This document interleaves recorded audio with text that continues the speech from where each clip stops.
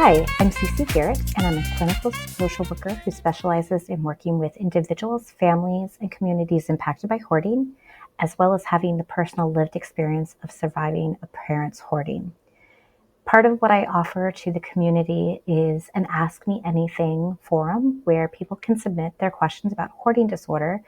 And so I really enjoyed the opportunity to do this. And so here I am back today to address a question that came in recently. A website visitor asked if there was some sort of catalyst that seems to trigger hoarding. And so I want to do something a little bit different today and look at what I call an effective model of hoarding disorder, which is based upon the information that we get out of the CBT model, which came out of 1996, Dr. Frost and Tamara Hartle, early pioneering work around hoarding disorder, as well as some information that comes out of the compassion-focused therapy model.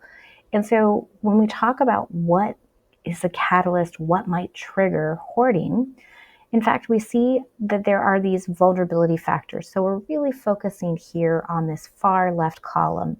So just some differences in the brain, so neurodivergency, so some inattention focus challenges that may or may not be paired with hyperactivity. But when we look at that, we can see that ADHD, or these executive functioning differences, leads to clutter, but doesn't necessarily also lead to excessive acquisition and difficulty discarding. So again, while that may exist, that neurodivergency, which is key to the development of clutter, it doesn't necessarily always mean that somebody who has those things is going to have hoarding. So if that's possible, what other things are going to be possible that may trigger hoarding? Well, one of the things before we get here is that we do know that there's been a gene implicated in hoarding disorder. And so we do see that there's genetic transmission through generations. And then we also know that genetic transmission, though, doesn't always mean that everybody in the genetic line will develop hoarding disorder. There is a genetic component, but as with many other things where there's genetic predisposition, there does still seem to be perhaps what we would call a triggering event that would take someone from the experience of having the genetic predisposition to activating that gene to develop.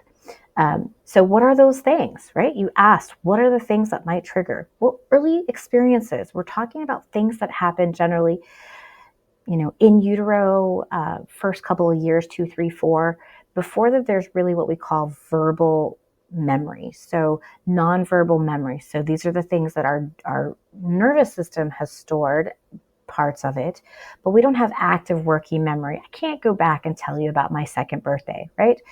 So we have these early experiences, core beliefs. So something that's happened has led to the conclusion, I'm not good enough. I feel unloved. And I can't seem to get things right. I just mess up all the time. So we have those core beliefs that develop because of some of those experiences early on. We see these personality traits, which may be related to those same experiences. A need for perfection. Dependency, which means that if somebody else makes the decision, I'll be okay with it, but I can't trust my own ability to make it. Doesn't happen in everyone, but I have had some clients that I've worked with who definitely said, CC, come make decisions. Whatever you decide to keep is good. Whatever you decide to let go of is good. And I'm like, whoa, that's not my job. And there's not benefit. But that dependency, which really comes down to this idea of I'm going to mess up. I can't risk messing up. Sensitivity to anxiety. When we think about sensitivity, I like to talk about decimal points, right? We take a digital thermometer, we're going to get 98.6, right? So we're getting 0.6. We're measuring in tenths of a degree. I would say that people with hoarding behaviors often have a far more sensitive thermometer, if you would, read of anxiety. So they will perceive it at perhaps a 0.01 or 0.001. So hundreds or thousands, much more sensitive, and will actually do a lot of things and avoid a lot of things, making their lives really small to avoid the sensation that something might cause anxiety. Paranoia, this belief that something bad is going to happen, we have to always be prepared, is also something that can show up. Again, these often have early childhood experiences. And this isn't always childhood abuse and neglect.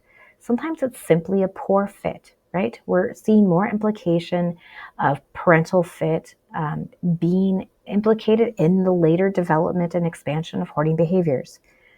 Some mood issues, predisposition of the family as well as the individual to depression and anxiety, and then comorbidity, social anxiety, and trauma, right? Once we have those experiences, people aren't safe, they leave, they hurt me.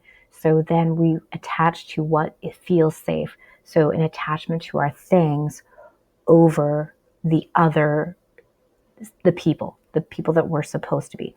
We know that mammals are developed or designed to have these relationships with others where we get co-regulation of emotion and attachment there.